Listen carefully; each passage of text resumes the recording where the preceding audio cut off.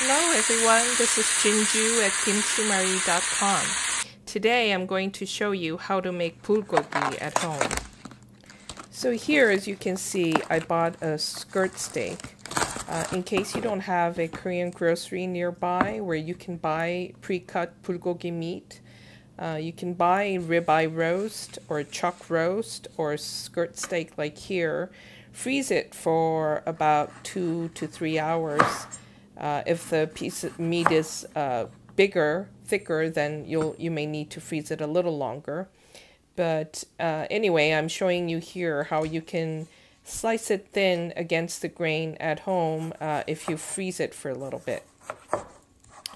Of course, the best cut for bulgogi is if you buy it from a Korean grocery store. They will have ribeye, they usually say 8-up. Ribeye cuts, sliced really thinly, and that does work best. Basically, you want meat cut against the grain with a lot of marbling and some fat in them. Well, let's get started on the marinade. Get 6 cloves of garlic. So here I'm showing you how to chop garlic by just crushing the unpeeled garlic cloves with a knife and then just easily peeling away the skin and then chopping it on the board.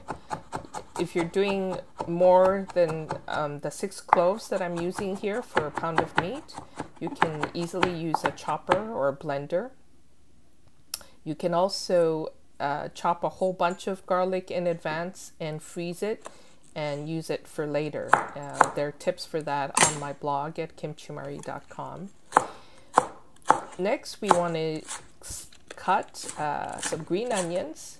The most traditional and fancy way is to cut it at a diagonal like I'm doing here.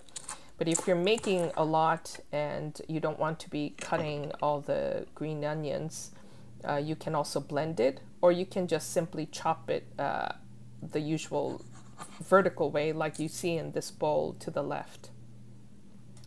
And then now I'm peeling some kiwi to use as a tenderizer for bulgogi.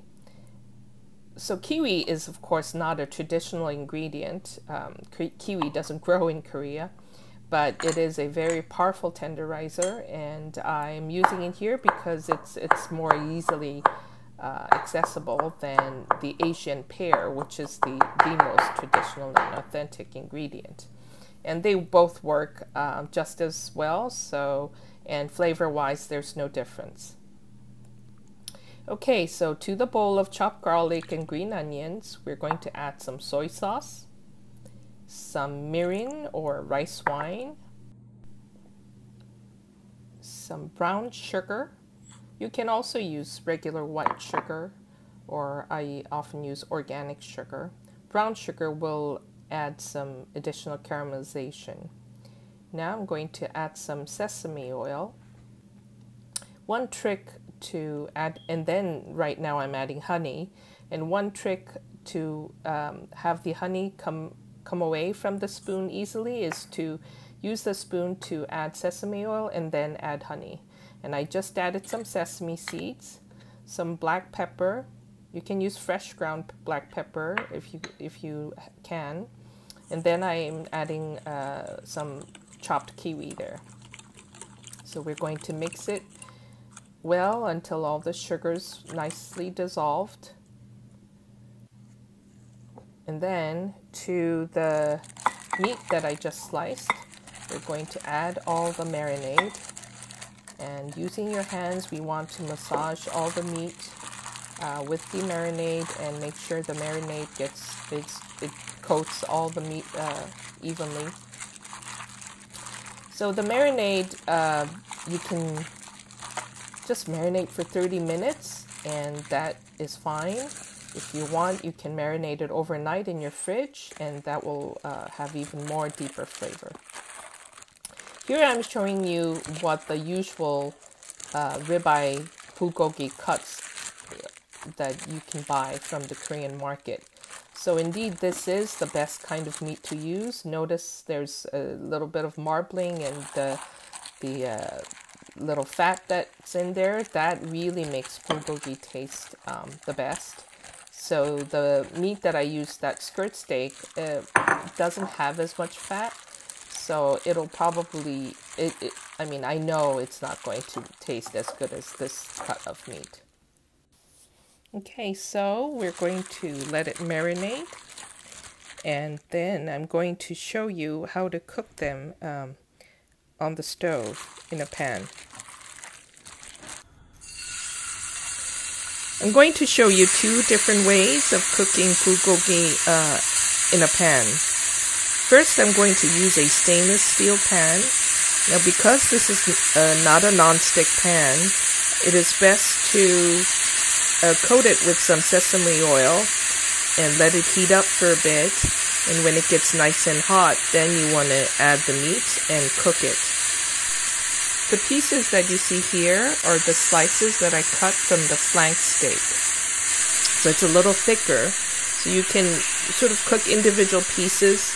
And remember, when you cook bulgogi, to never crowd the pan. Do not add any more meat than you see here, just one layer, because you want them to cook on a high heat quickly. If you cook them at a lower heat, or if you add too much meat, then you will see a lot of juices come out from the meat.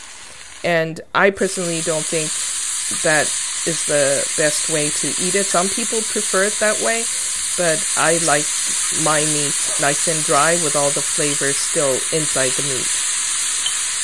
Here's a way using the non-stick pan.